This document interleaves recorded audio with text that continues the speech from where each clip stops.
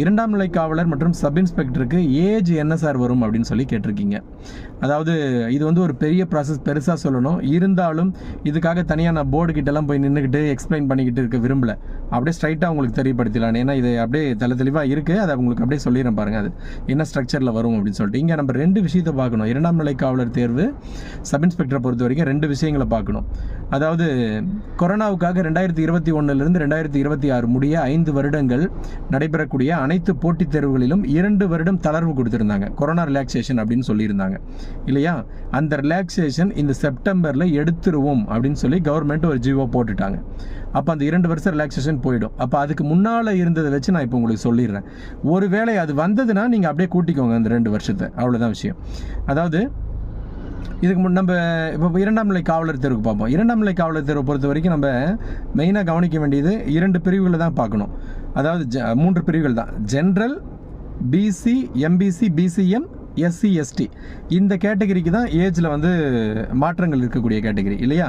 இப்போ corona relaxation இல்லாமல் ஒரு ஏஜ் கால்குலேஷன் எனக்கு சொல்லுங்கள் சார் அப்படின்னா, இப்போது ஜென்ரல் கேட்டகரியாக இருந்தால் 24 வயசு, பிசி எம்பிசியாக இருந்தால் 26 வயசு, எஸ்சி எஸ்டியாக இருந்தால் 29 வயசு. அதாவது ஜென்ரல்லேருந்து 2 வருட தளர்வு பிசி எம்பிசி பிசிஎம்க்கு, அதிலிருந்து இன்னும் அடிஷ்னலாக 3 வருட தளர்வு, மொத்தமாக ஜென்ரல்லேருந்து 5 வருட தளர்வு எஸ்சி எஸ்டி பிரிவினருக்கு. இது மாதிரி தான் கேட்பாங்க. இப்போ ஒருவேளை வந்து அந்த ஆனுவல் பிளானரில் கொடுத்துருக்கிற மாதிரி வரக்கூடிய செப்டம்பர் அல்லது அக்டோபரில் ஒரு கால்ஃபர் வருது, 2ஆம் நிலை காவலர் தேர்வுக்கான ஒரு கால்ஃபர் வருது அப்படின்னா அந்த கால்ஃபரில் என்ன மாதிரி கொடுத்துருப்பாங்க அப்படின்னு பாருங்கள். இப்போ ஜென்ரல் அப்படின்னா அதாவது 1/7/2002க்கு பிறகு பிறந்திருக்கணும் அப்படின்ற மாதிரி வந்துடும். ஜென்ரல் பொறுத்த வரைக்கும் 1/7/2002க்கு பிறகு பிறந்திருக்கணும். அப்போ பாருங்கள், 2002க்கு பிறகு பிறந்திருந்தாங்கன்னா 2022 1/7/2022 அன்னைக்கு 20 வயசு முடிஞ்சிடும். அடுத்து 23, 24, 25, 26 பாருங்கள். 1/7/2026 அன்னைக்கு அவங்களுக்கு 26 வயசு முடிவடையாதவங்களாக இருப்பாங்க. அப்போ என்னன்னு சொல்கிறாங்க, 1/7/2002க்கு பிறகு பிறந்திருக்கணும். அப்படி இல்லைன்னா 30/6/2026க்கு முன்னதாக பிறந்திருக்கணும். அவ்வளோதான் விஷயம். இது கிளியராக சொல்லியிருக்கேன். இதை நீங்கள் கரெக்டாக பார்த்துக்கோங்க.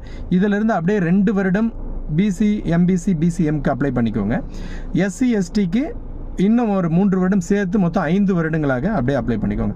இப்போ பிசி எம்பிசிக்கு எப்படி சார் சொல்லுங்கள், ஒரு சின்னதாக சொல்லிவிடுங்க அப்படின்னா 1/7/2000க்கு பிறகு பிறந்திருக்கணும் அப்படின்னு சொல்லுவாங்க. 1/7/2000க்கு பிறகு பிறந்திருக்கணும். பிறகு பிறந்திருந்தாங்கன்னா அவங்க நோட்டிஃபிகேஷன், ஏன் சார் 1/7 சொல்கிறீங்கன்னா, அவங்க எப்போவுமே நோட்டிஃபிகேஷன் கொடுக்கும்போது என்ன பண்ணுறாங்க, 1/7 மென்ஷன் பண்ணி தான் கொடுக்குறாங்க. அந்த இயரில், அந்த அகாடமிக் இயரில் 1/7 மென்ஷன் பண்ணி தான் கொடுக்குறாங்க. ஸோ இந்த வருஷம் கால்ஃபர் வந்ததுன்னா நமக்கு எப்படி கேட்பாங்கன்னா 1/7/2026 கணக்கு அடிப்படையாக வச்சு தான் நம்ம கேட்பாங்க. அப்போ அங்கே பிசி எம்பிசியாக இருந்தால் 1/7/2000க்கு பிறகு பிறந்திருக்கணும். அதுவே எஸ்சி எஸ்டியாக இருந்தால் 2ஆம் நிலை காவலருக்கு கொஞ்சம் பெருசாக இருக்குது, வீடியோ பெருசாக போயிட்டுருக்கு, பட் தெளிவாக சொல்லிடுறேன். அதுவே எஸ்சி எஸ்டியாக இருந்தால் 1/7/1997க்கு பிறகு பிறந்திருக்கணும். அப்போ தான் அவங்களுக்கு 29 வயது நிறைவடையாதவராக இருப்பாங்க.